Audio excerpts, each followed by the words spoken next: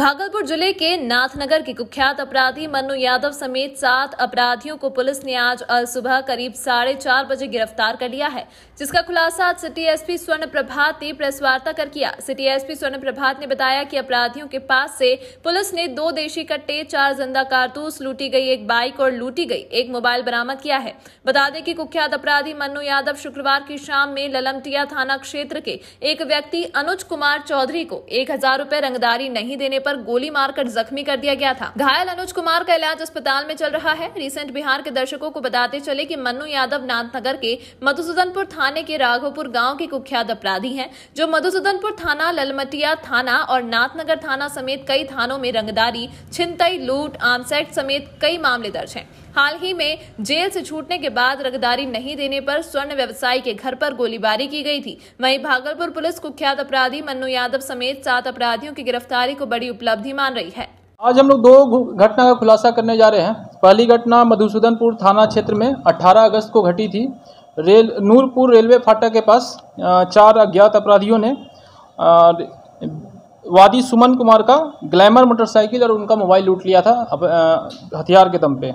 दूसरी घटना कल शाम की है। ललमटिया थाना क्षेत्र में 2 अपराधियों ने एक आदमी को गोली मारकर घायल कर दिया था। इसमें तत्काल टीम का गठन किया गया एसपी सिटी के नेतृत्व में, और थानाध्यक्ष मधुसूदनपुर और थानाध्यक्ष ललमटिया के छापामारी टीम के नेतृत्व में टोटल 7 अपराधियों को गिरफ्तार किया गया है। इसमें से मन्नू यादव जो सबसे कुख्यात अपराधी है, जो काफ़ी दिनों से फरार चल रहा था, उसकी भी गिरफ्तारी सुनिश्चित की गई है। ये पूर्व में 6 बार जेल जा चुका है। सभी घटनाएं आर्म्स एक्ट और 307 की हैं।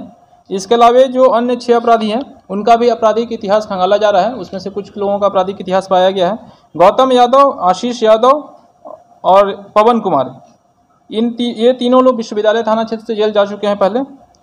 रवि कुमार है और विनोद यादव है, इन दोनों को भी गिरफ्तार किया गया है। ये अलग अलग थाना क्षेत्र के रहने वाले हैं।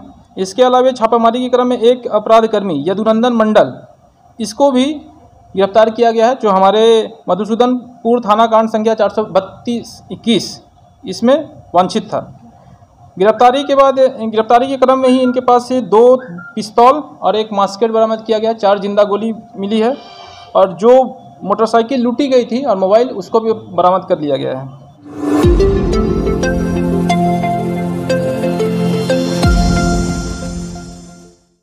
एक तरफ सरकार महिला सशक्तिकरण की बात करती है और महिलाओं के सर्वांगीण विकास को लेकर दहेज प्रथा पर रोक भी लगाई है। बावजूद इसके भागलपुर में दहेज लोभी ससुर के द्वारा अपनी ही बहू पर लाइसेंसी पिस्टल से गोली चलाई गई थी, और अब महिला पर केस उठाए जाने को लेकर दबाव बनाते हुए ब्लैकमेलिंग की जा रही है। साथ ही लड़की के माता पिता और भाई के साथ मारपीट भी की जा रही है। लगातार ससुराल पक्ष के लोगों के द्वारा प्रताड़ित किए जाने से परेशान महिमा भारती आज इंसाफ की गुहार लगाने अपने पति भावेश भास्कर के साथ सिटी एसपी कार्यालय पहुंची। इस दौरान ससुराल पक्ष से प्रताड़ित महिला बार बार कैमरे के सामने भावुक होकर रोते हुए इंसाफ की भीख मांग रही थी। पीड़िता महिमा भारती ने बताया कि उसकी शादी हिंदू रीति रिवाज से हुई थी और शादी के बाद से ही दहेज के लिए ससुराल पक्ष के लोगों के द्वारा प्रताड़ित किया जा रहा था। 12 मई को उसके ससुर सूर्यशंकर शाह ने लाइसेंसी रिवॉल्वर से जान से मारने की नियत से उस पर गोली चला दी थी, जिसका मामला कोर्ट में चल रहा है। इसी बीच उसके भाई सागर भारती का ससुर विजय शाह महिमा भारती के ससुर सूर्यशंकर शाह के साथ मिलकर उसके मोबाइल से उसकी निजी बातचीत को निकाल कर केस उठाने और बातचीत को सार्वजनिक नहीं करने के एवज में 10 लाख रुपए की मांग पिछले कई महीनों से की जा रही है। महिमा भारती ने बताया कि उसकी भाभी स्वाति कुमारी और भाभी के पिता विजय शाह पीड़िता के ससुर सूर्यशंकर शाह के साथ मिलकर महिमा के पिता और भाई के साथ लगातार मारपीट और प्रताड़ित किया जा रहा था, जिसके बाद उन सभी के प्रताड़ना से तंग आकर वे सभी भागलपुर छोड़कर दूसरी जगह रहने चले गए थे। पीड़िता ने बताया कि वह लगातार जिले के वरीय पदाधिकारियों से मिलकर अपनी गुहार लगा रही है, लेकिन अब तक उसे इंसाफ नहीं मिला है। अगर उसे जल्द से जल्द इंसाफ नहीं मिला तो वह अपने पूरे परिवार के साथ आत्महत्या करने के लिए मजबूर हो जाएगी। ससुराल पक्ष से प्रताड़ित महिमा भारती को कब तक न्याय मिलता है, यह भविष्य के गर्भ में है। 2019 में मेरे ससुर ने मेरे पे फायरिंग की थी दहेज के लिए, जो कि कोर्ट में चल रहा है मैटर। मेरी भाई की शादी हुई है 2021 में, जो कि मेरी भाभी, उसके पापा, भाई बहन सब लोग मेरे ससुर से मिल चुके हैं और मुझे ब्लैकमेल किया जा रहा है। लगातार ब्लैकमेल कर रहा है। 10 लाख की मांग, नहीं तो केस हटाओ, पूरे परिवार को मारेंगे। मेरे भाई को पूरा मेंटली टॉर्चर किया जा रहा है, जिसका सबूत CCTV फुटेज में है। केस हटाओ नहीं तो जान से मार देंगे। थाना भी मेरे माँ बाप गए, थाना में भी ये बोला गया थाना जाते के साथ दबंग लोग आदमी वहाँ पहुँच गए और हम लोग के मैटर को सुना ही नहीं गया, घरेलू बात बोल के भेज दिया गया। उसके बाद भी लगातार मेरे माँ बाप को धमकी मिलते रही, पेंशन दो, पेंशन पे आधा हिस्सा दो, मेरी बेटी के नाम घर करो, नहीं तो जान से मार देंगे। ये सबसे ये थाना बड़ाड़ी में मेरे पापा लेके गए थे, मेरा भाई, मेरे मम्मी पापा सब लोग बड़ाड़ी थाना गए, घरेलू मैटर बोल के इस चीज़ को हटा दिया गया। वहाँ पे कुछ दबंग लोग भी पहुँचे इस थाने में, जिस कारण सारा मैटर को दबा दिया गया।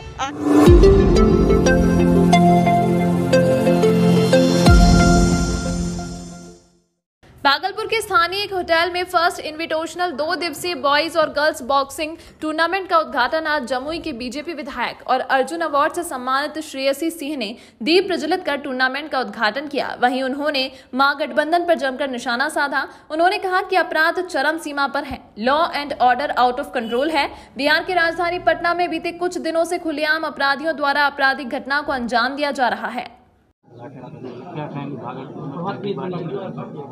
आई थिंक बॉक्सिंग और सभी खेलों को, ख़ास तौर से जो ओलंपिक लेवल्स पर जो खेले जाते हैं, वैसे खेलों को भागलपुर एक हब बन गया है या बनने जा रहा है, जहाँ पे ऐसे सभी खेलों को इस तरह का कंपटीशन करवाकर या नया इंफ्रास्ट्रक्चर खोल के यहाँ पे उन खेलों को बढ़ावा दिया जा रहा है। जितने भी स्पोर्ट्स पर्सन हैं उनको एक प्रोत्साहन भी मिल रहा है कि वो अपने शहर में, अपने ज़िला में रहकर अच्छी ट्रेनिंग कर सके, अच्छे कॉम्पिटिशन्स खेल सकें और उसके साथ साथ बिहार और देश का नाम आगे चलकर आगे बढ़कर बढ़ा सके।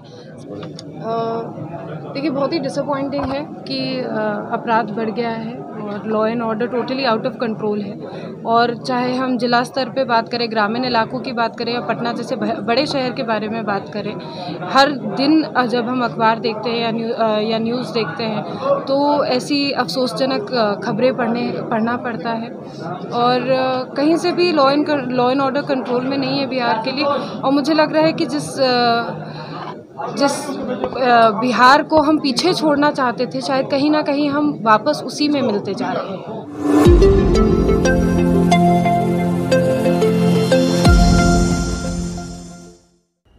भागलपुर जिले के पीरपेंती प्रखंड के ईसीपुर बाराहाट स्थित अमित ऑटोमोबाइल महिंद्रा शोरूम में स्कॉर्पियो की नई एडिशन स्कॉर्पियो क्लासिक एस की लॉन्चिंग पीरपेंती विधायक इंजीनियर ललन कुमार ने फीता काटकर व दीप प्रज्वलित कर एवं कवर हटाकर की। वहीं शोरूम की ओर से केशव भारद्वाज ने बताया कि महिंद्रा ने इस नई एडिशन में इंजन सहित इंटीरियर डिजाइन में चेंजिंग सहित कई अन्य नए फीचर इस गाड़ी में दिए हैं। मौके पर शोरूम के मैनेजर नीरज कुमार, करणजीत राय, मुकेश सिंह, शिवजीत ठाकुर, विकास कुमार, संजीव कुमार, बलराम सिंह, अशफाक आलम सहित कई अन्य लोग मौजूद थे। आज जो ये गाड़ी लॉन्च हुई है, ये महिंद्रा की कौन सी मॉडल है और क्या खासियत है इस गाड़ी की? ये महिंद्रा की स्कॉर्पियो क्लासिक है। महिंद्रा ने पहले जो भी मॉडल हमारे पास आ रही थी, Scorpio S3 plus, S5, S7, S9 और S11 आ रही थी, उसमें कुछ महिंद्रा क्योंकि एडवांस होते जा रही है, हमारा समाज एडवांस होते जा रहा है, तो इसलिए महिंद्रा ने भी थोड़ा एडवांस किया है, अपना लोगो चेंज किया है। और यहाँ का जो फ्रंट ग्रिल है, वो फ्रंट ग्रिल आपका देख पा रहे हैं आप, चेंज कर दिया उन्होंने महिंद्रा ने। बात हम इसका जो क्लाइडिंग है, वो क्लाइडिंग पे आपका एक तरह से दिया हुआ है, यहाँ पे स्कॉर्पियो की ब्रांडिंग की गई है। पहले इसमें जो एमॉक इंजन आता था, उस एमॉक इंजन को चेंज करके महिंद्रा ने सेकंड जनरेशन की एमॉक इंजन इसमें डाल दी गई है। बाद बाकी और ये फीचर्स हमारे पास जैसे जैसे महिंद्रा बताएगा हम लोगों के पास एक ब्रोशर आता है, वो ब्रोशर जैसे आता है हम लोग उसका सारा एक तरह से कस्टमर के बीच में रिवील कर देंगे। क्या अमाउंट दिखाया जाएगा? इसका अमाउंट लगभग 14 लाख, 14.5 लाख से स्टार्ट हो रहा है और 18 लाख कुछ हजार तक आपका ये अमाउंट जाएगा टॉप मॉडल S11 क्लासिक का। अच्छा, बाकी जो अन्य कंपनियों के भी बहुत सारे मॉडल्स इस रेंज में हैं, उन रेंज में ये कहाँ दिखता है, क्या खासियत है उनके, क्या डिफरेंट है? देखिए, दूसरे मॉडल में क्या है कि रफ एंड टफ जो गाड़ियां होती हैं कि आपके रोड के कंडीशन के हिसाब से, वेदर कंडीशन के हिसाब से क्या चलना है, तो उनमें भी गाड़ियों का अलग अलग एक अपना ब्रांड है, उसके हिसाब से उनका पावर है। महिंद्रा हमेशा रफ एंड टफ के लिए जानी जाती है, मजबूती के लिए जानी जाती है, तो स्कॉर्पियो जो हमेशा से एक अपना ब्रांड बनाए रखा है रफ एंड टफ सेगमेंट में, तो इसलिए हमारा महिंद्रा इस वजह से थोड़ा सा इसमें एक कदम आगे है।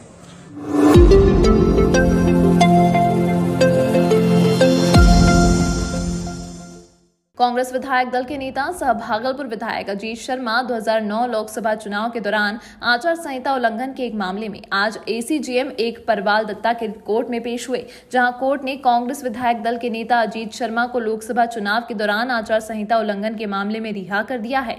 बता दें कि 2009 लोकसभा चुनाव के दौरान पीरपेंती के टोपरा दियारा में बिजली के पोल में कपड़े का झंडा लगा पाया गया था, जिस पर तत्कालीन अंचलाधिकारी के द्वारा कांग्रेस विधायक दल के नेता सह भागलपुर विधायक अजीत शर्मा पर आचार संहिता उल्लंघन का मामला दर्ज कराया गया था।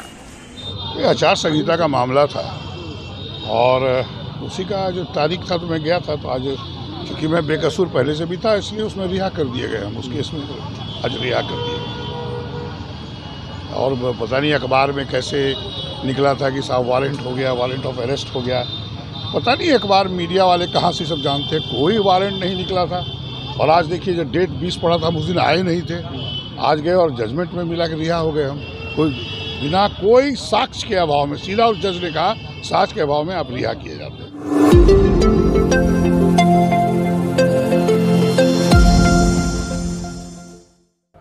आज कांग्रेस विधायक दल के नेता सह भागलपुर विधायक अजीत शर्मा के आवास स्थित कैंप कार्यालय में पूर्व प्रधानमंत्री स्वर्गीय राजीव गांधी की 78वीं जयंती के अवसर पर पूर्व प्रधानमंत्री राजीव गांधी जी की तस्वीर पर कांग्रेस विधायक दल के नेता सहित कई कांग्रेसी कार्यकर्ताओं के द्वारा पुष्प अर्पित कर भावभीनी श्रद्धांजलि दी गई। वहीं उनके द्वारा किए गए कार्यों को कार्यक्रम के दौरान बताया गया।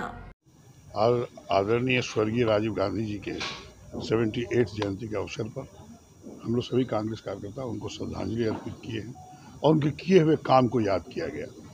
चाहे वो महिलाओं को हक देने की बात सत्ता में हो, चाहे आपको पंचायती राज की व्यवस्था जो किया पूरे देश में, चाहे आप कंप्यूटराइजेशन जो पूरा युग में कंप्यूटर पूरे देश में कंप्यूटर के माध्यम से काम हुआ, चाहे वो मिसाइल बनाने की बात हो, चाहे आप जो भी काम आप देखें देश के लिए उन्होंने बहुत ही अच्छा काम किया है। उनको हम याद करते हुए सभी कार्यकर्ताओं से आग्रह किए हैं और हम लोग भी उनके बताए हुए रास्ते पर देश को जो आगे बढ़ाने का काम किया। उनका एक भाषण आपको याद होगा, उन्होंने बोला कि इंदिरा गांधी जी से क्या सीखी है, देश के लिए कुर्बान होना, जो भी बलिदान मांगे देश वो देने को तैयार है। इसलिए वो उन्होंने बलिदान भी दिया, कुर्बानी भी हुई देश की रक्षा के लिए, लोकतंत्र को बचाने के लिए। इसलिए मैं उनको याद करके उनके बताए हुए रास्ते पर हम सभी बिहार वासियों से देशवासियों से आग्रह करें उनके बताए हुए रास्ते पर आगे बढ़े और देश को एकजुट रखने का काम करें।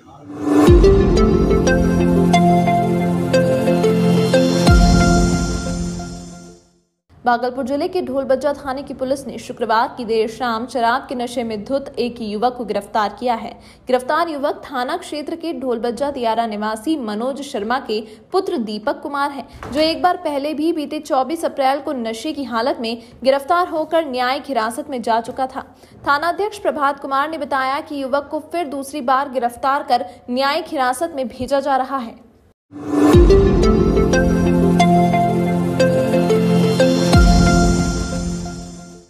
जनता दल यूनाइटेड संगठन जिला नवगछिया के जिला कार्यालय में आरसीपी प्रकरण के मुद्दे पर एक प्रेस कॉन्फ्रेंस आयोजित की गई, जहां पार्टी के मुख्य प्रवक्ता रवि कुमार ने कहा कि आरसीपी जदयू के कार्यकर्ता नहीं थे बल्कि एक सरकारी कर्मचारी थे। नीतीश कुमार की कृपा पर वह सीधे राज्यसभा में पहुंचे तो आरसीपी सिंह ने बताया कि उन्होंने जदयू के लिए कौन सा संघर्ष किया था।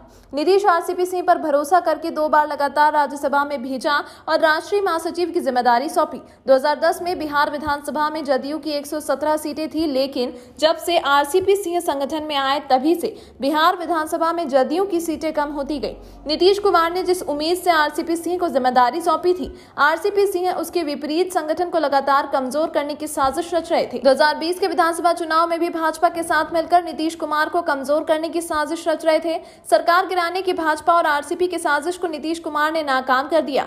जदयू का एक एक कार्यकर्ता नीतीश कुमार के साथ है। आरसीपी सिंह राष्ट्रीय अध्यक्ष पद पर रहते हुए कार्यकर्ताओं को नीचा दिखाने का काम करते थे। साथ ही कहा, नवगछिया संगठन में जदयू के एक पंचायत अध्यक्ष को तोड़ने की हैसियत आरसीपी सिंह के पास नहीं है। वहीं नवगछिया प्रखंड अध्यक्ष मुरारी मंडल ने कहा कि नीतीश कुमार ने आरसीपी सिंह को पहचान दी, लेकिन उन्होंने नीतीश कुमार के खिलाफ ही षड्यंत्र रच दिया। आरसीपी सिंह का व्यवहार कार्यकर्ताओं के साथ निंदनीय था। वे पार्टी मीटिंग में भी कार्यकर्ताओं को नीचा दिखाने का काम करते थे। जदयू के अल्पसंख्यक प्रकोष्ठ के जिला अध्यक्ष शाहिद रजा ने कहा कि जिनको नीतीश कुमार ने माननीय बनाया, उन्होंने अमाननीय वाला काम किया है। नीतीश कुमार ने आरसीपी सिंह को हद से ज्यादा सम्मान दिया, लेकिन वे बिहार को महाराष्ट्र बनाने में लगे थे। यह स्पष्ट है कि पूरा अल्पसंख्यक समाज नीतीश कुमार के साथ है। प्रेस कॉन्फ्रेंस के दौरान युवा नेता प्रिंस पटेल भी मौजूद थे, जिन्होंने आरसीपी सिंह को बिहार की राजनीति में जयचंद और सबसे बड़ा धोखेबाज नेता करार दिया।